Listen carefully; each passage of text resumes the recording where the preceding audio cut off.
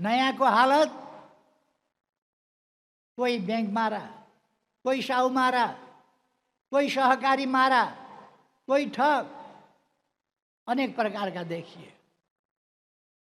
अनि हल्ला, ठुला कुरा गर्ने, हल्ला गर्ने, यथार्थ लुकाउने, कुप्रचार गर्ने, जथाभावी बोल्ने, छाडा अश्लील बोल्ने, अनि देश बनाउँछु भनेर धाक लगाउने। यस्ता कुराहरूमा कोही पनि अलमलमा नपर्न म दाजुभाइ दिदीबहिनीहरूलाई भन्न चाहन्छु। यिनको असली अनुहार अस्ति 15 गते देखियो। यी को हुन्, कस्ता हुन्, यिनले के गर्छन् भनेर। त्यसो भएर अब एउटा स्थिरता र स्थायित्वतर्फ देश अगाडि बढेको छ। स्थिरता र स्थायित्वले सुशासन र विकासको प्रत्याभूति गर्छ, अगाडि बढ्छ।